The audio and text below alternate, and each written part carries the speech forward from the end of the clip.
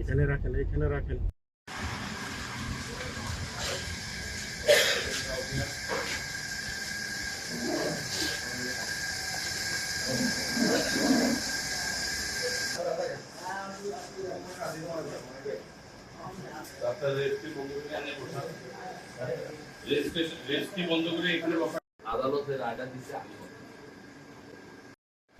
আপনার এখানে কি লেখা আছে?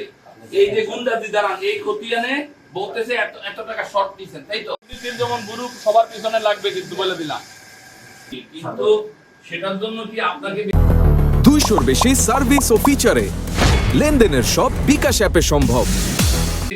আলাদাভাবে খরচ দিতে হবে? স্যার গুরুত্ব প্রশ্নই আসে না। আপনি যেটা বলতেছেন each and every rule sound officer যে আপনার ব্যাংকে জমা দেন স্যার, পৃথিবীতে নগদের কোনো সিস্টেম শুনেন, আমাদের কি আছে? জি স্যার।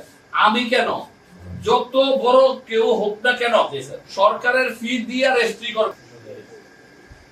কয়টায় অফিসে আসছে? আপনার নামে তো পাহাড় সমান হইল। প্রত্যেক যারা দলিল করতে আসে সবার থেকে আপনি বাড়তি না করার জন্য আসেন, প্রত্যেকের থেকে আপনি বাড়তি উৎসুক দাবি করেন। প্রত্যেক এখানে যত রেজিস্ট্রি করে যারা দলিল লেখক সবাই আপনাকে কোনো খুশি না করলে আপনি দলিল ইয়ে করেন না। কারণ দলিল যদি ঠিক থাকে তাহলে আপনাদেরকে এখানে কেন এক্সট্রা খরচ দিতে হবে? স্পেসিফিক কোন কেস কি আছে স্যার? আমার নিজের কেসই তো, কোনটা স্যার? আমি তো আমার নিজেরই তো প্রতি 2 মাস পর পর একটা 2 করে দলিল হয়। এবং আপনার আমাদের সাধারণ মানুষ তো আমার দরজা তো 24 ঘন্টা লোকজনের জন্য খোলা আছে। উনি ভাই তো স্যার আসছিলেন গত সপ্তাহে, আমি বললাম ওনার যে দলিলটা স্যার, আমি এখন স্যার যে কাজগুলো করতেছি দলিলে আপত্তি দিয়া যায়। যদি স্যার কোন দলিলের ডিউলি ফিসটা আদা করা না হয় তাহলে দলিল যদি কারেক্ট না থাকে আপনি রেজিস্ট্রি করবেন না। আপনি সরকারের বিধিবিধান মোতাবেক যদি না হয় আপনি জমি রেজিস্ট্রি করবেন না। আপনি যদি আমাদের মতো লোকের এবং এই মানে আমাদের এই লোকজনের থেকে আপনি উৎসুক চান, ঘুষ চান, তাহলে দাঁড়ান, আপনি আমার কথা শেষ করতে দেন। যদি ঘুষ চান তাহলে আপনার সাধারণ মানুষ কি করে? আপনাদেরকে সরকার তো বেতন দেয়, আপনি তো উৎ করে নিছেন যে আমি সরকারের যে বেতন পাবো এই বেতন দিয়ে চলবো। যেটা বলতেছেন স্যার আপনি বললেন স্যার আমার জন্য কথা আমার জন্য উনি যেটা বলছে স্যার, ওনার দলিলে স্যার ফিসটা প্রযোজ্য। এখন উনি বলতেছেন স্যার যে উনি ফিসটা দিবে না, ফিস প্রযোজ্য কিন্তু ঘুষ তো না। সরকারের কোষাগারে টাকা জমা দিতে বাংলাদেশের কোন নাগরিকের কোনো আপত্তি থাকার কথা না। হ্যাঁ, এখন উনি যদি স্যার বলে যে ভাই আমি ফিসটা আমি দিব না, আমি এটা বলি না। হ্যাঁ, আমি বলছি কম্পিউটার দিয়ে আপনি দেখেন এটাকে কিভাবে মিনিমাইজ করা যায়।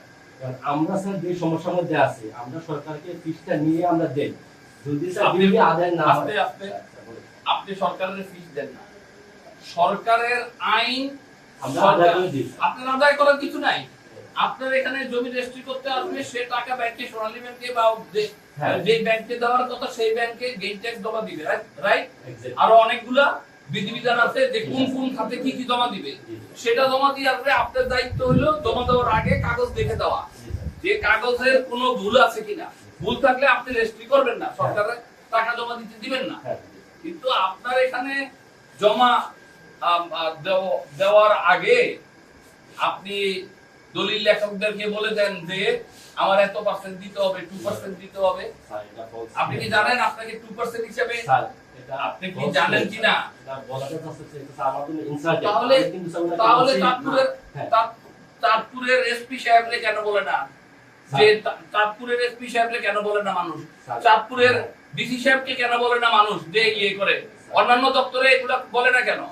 সিটিজেন সাকালতা নাই স্যার, ইউ বিল রেজিস্ট্রিতে দলিল খরচ কত? এটা সিটিজেন চার্টার আমার এখানে 500 রুলই আছে আমার এটা তো বাইরে এসবাসুলি থাকবে, আছে আপনার এজলার সুবিধা কি আছে? আমার আমাদের এসবাসুলি আছে আমার বাইরে টানানো আছে আমার উনি যেটা বললেন যে নাগরিক সনদ দিতে আছে এটা আমার বাইরে কাছে আছে টানানো আছে এরপরে ওনার যে বিষয়টা আমি বলছি যে আপনি ওনার একটা হ্যাঁ আমি বলছি যে আপনি 30টা দিবেন কোনো নগদ টাকা লেনদেন না আপনি ব্যাংকে যেয়ে পেওয়ারে দিবেন আপনি দেখবেন আপনার দলিলের মধ্যে পেওয়ারের যে কম্পিউটারটা আছে এবং ওটা সিলটাও আছে এখন স্যার এই দেখেন আপনার স্যার মানে আমি স্যার এটা নিয়ে আমি সকাল থেকে স্যার আমি তখন স্যার যে ইয়ে করতেছি কাজ করতেছি দেখেন প্রত্যেকটা দলিলে মানে আমরা ডিউটি আদায় করছি তারপরেও অডিটর এসে বলতেছে যে এখানে আপত্তি আছে মানে কি একটা আমরা স্যার কি একটা হেসেলের মধ্যে না, এটা হেসেল না। 9 লাখ টাকা